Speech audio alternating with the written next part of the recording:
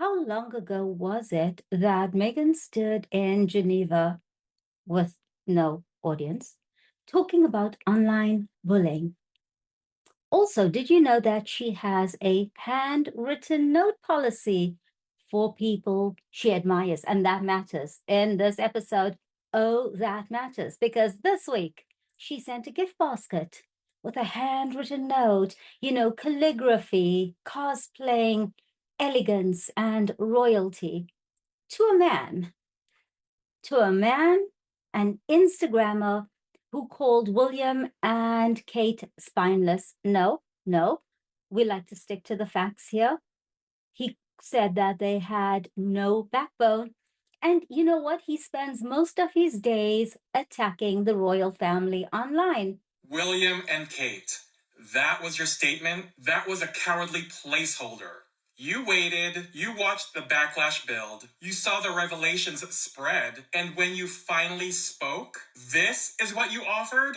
Deeply concerned. Thoughts remain focused on the victims. That's it? No direct acknowledgement of the family connection, no ownership of the institutional stain, no commitment to transparency, no explicit pledge to cooperate, just sanitized sympathy on a palace letterhead. You are the future heads of that institution. The scandal isn't floating in space. It is attached to your bloodline. And the response reads like you're observers watching from a balcony. And the comments clocked it. They are furious. They said nothing. Might as well have stayed silent. Classic deflection. When thousands of people are independently saying, your statement is meaningless, that is a problem. Deeply concerned is corporate crisis language. Your public is asking for moral clarity. They are asking for accountability. They are asking for leadership that doesn't hide behind vocabulary chosen for maximum deniability. This was image management.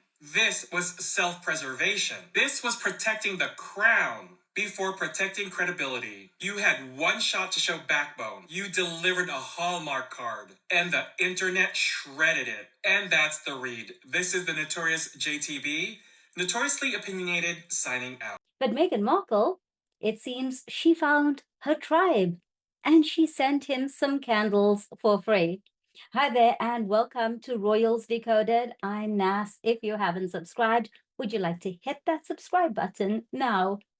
Now, this isn't about a gift basket. Oh, no, it's not. It's about this Meghan Markle shameless act of hypocrisy, manufactured Meghan Markle, because she stood in Geneva. She stood on a stage. Of course, there was no audience, but that doesn't matter. The internet saw it.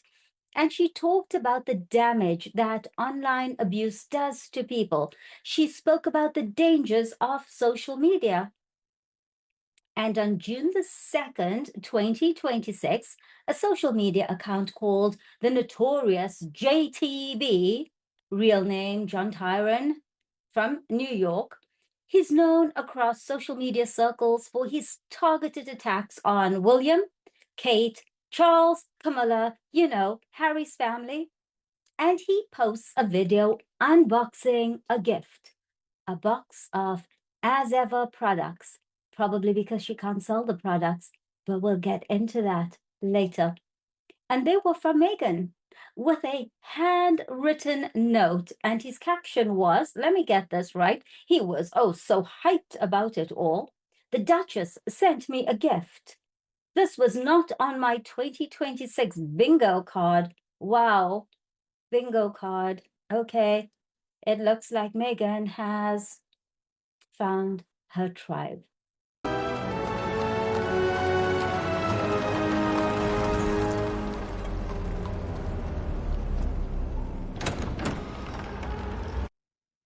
Now, Meghan has said this repeatedly on record, in interviews, in allegedly AI generated speeches, that social media is evil. We need to protect people from digital abuse. She also said that she does not follow social media. She said she doesn't engage with the online world.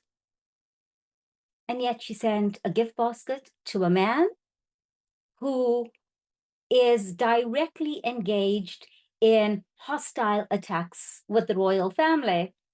She said she stepped back from social media for her mental health. She said it in Geneva. She spoke about online bullying in Australia, the real damage that it does. You know, the responsibilities of public figures like herself. She keeps giving herself these titles, and that public figures should not encourage it, should not reward it.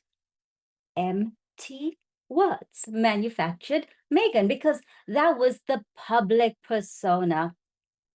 Because when she sent that box of branded as ever products with a personal handwritten note to a man who keeps attacking the royal family, well, then you be the judge. You tell me, because both cannot be true. She cannot say that she does not follow social media, and then she sends a gift basket to a man who attacks her husband's entire family. Ladies and gentlemen, I regret to inform you I have become an international incident.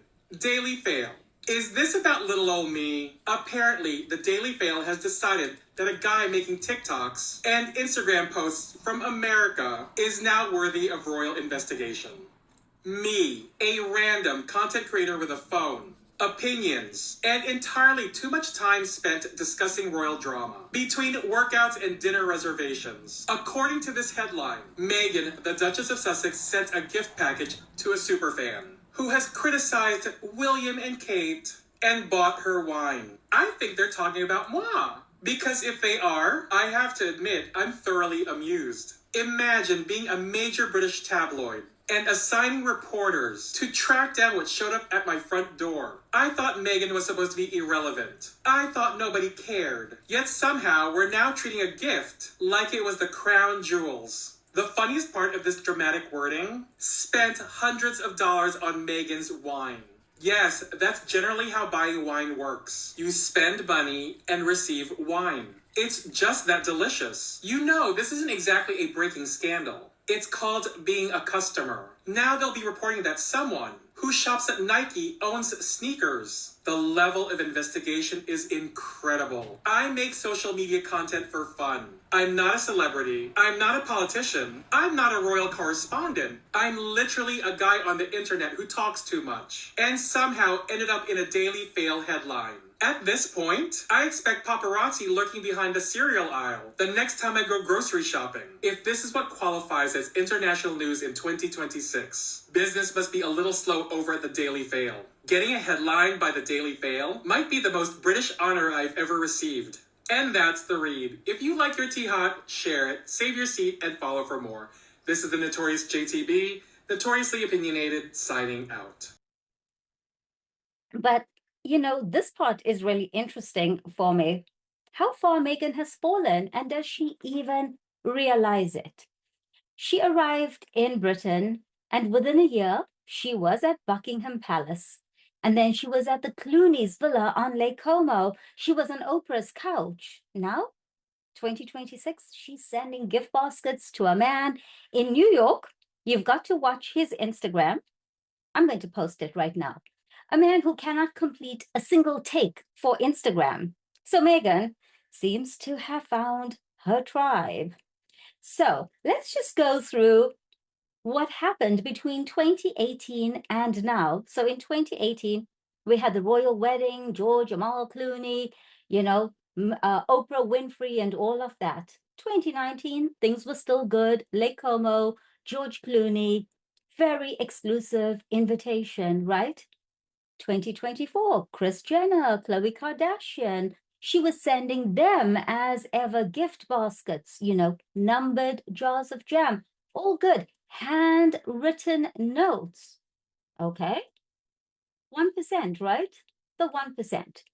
But it seems like the social register has undergone a seismic shift, because in 2026, well, she is engaging with the Notorious JTB, who has 190,000 Instagram followers, pretty much filled with haters. They are all known for attacking Kate and William.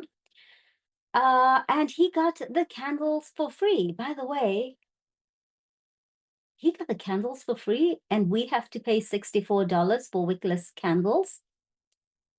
Now, what went wrong here? The Clooneys called Meghan a drama queen. Lacking substance, they walked away. Oprah got her interview and then she went quiet. The global figures moved on. The gift baskets, the handwritten notes, the as ever products, the personal touches. Ooh, they're now going to Instagrammers who attack the royal family. But this part's very interesting for me. The rest of the world has to pay $64 for that candle, wick optional. And the man who calls William and Kate spineless, no backbone, blah, blah, blah, he gets a full as ever gift box, handwritten note. Come unbox it with me.